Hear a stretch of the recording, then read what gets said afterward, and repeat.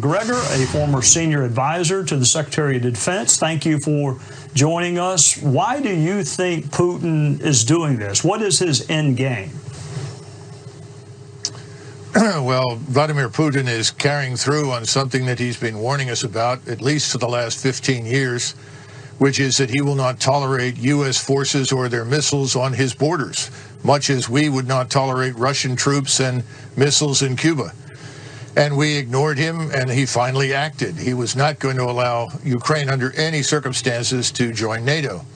And what's happened now is that the battle in eastern Ukraine is really almost over. All the Ukrainian troops there have been largely surrounded and cut off. You have a concentration down in the southeast of 30 to 40,000 of them. And if they don't surrender within the next 24 hours, I suspect that the Russians will ultimately annihilate them. That's why Zelensky is meeting with Putin's representatives right now. The game is over. And he's going to have to negotiate the best deal he can get. And we've already told him, the President of the United States has, that if he opts for neutrality for Ukraine, we'll back him. And I think that Vladimir Putin will do that for Western Ukraine. That is the Ukraine beyond the Dnieper River. But behind it in the east, where he is now, I'm not sure what he has planned there, whether he forms another republic, annexes it into Russia, because historically it has been Russian. But the territory west of Ukraine is not. He knows that, and he's happy to live with that as a neutral state. I am not a military expert. I'm not even an expert on geography. But if he takes Ukraine and Ukraine abuts Poland, then he's going to have a NATO country abutting him. So if that's what he doesn't want, then isn't he going to just have to keep going until he runs out of NATO countries? I guess I should say it again. He has no interest in crossing the Dnieper and heading west to the Polish border. I think you're going to find from these negotiations he's quite willing to neutralize that territory on the Austrian or the Finnish model. Right now, Russia already touches Estonia and part of Latvia.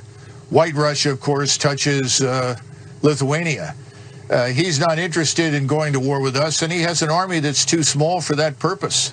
And he knows it. His economy is smaller than that of South Korea's. So this is not something that he's looking for. We are imputing to him things that he does not want to do in our usual effort to demonize him and his country.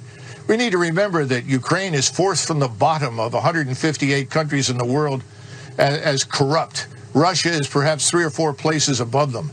This is not the liberal democracy, the shining example that everyone says it is. Far from it. Mr. Zelensky has jailed journalists and his political opposition. I think we need to stay out of it. The American people think we should stay out of it. The Europeans think we should stay out of it. And we should stop shipping weapons and encouraging Ukrainians to die in what is a hopeless endeavor. So when you say stay out of it, you mean no sanctions, no military aid, just let Russia take the portion of Ukraine they want to take? Yes, absolutely. I see no reason why we should fight with the Russians over something that they have been talking about for years. We simply chose to ignore it.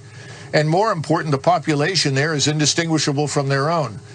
You know, the thing that's so disturbing is that on the one hand, we will not send our forces to fight, but we are urging Ukrainians to die pointlessly in a fight they can't win. We're going to create a far worse humanitarian disaster than anything you've seen thus far if it doesn't stop. Thank you for joining us.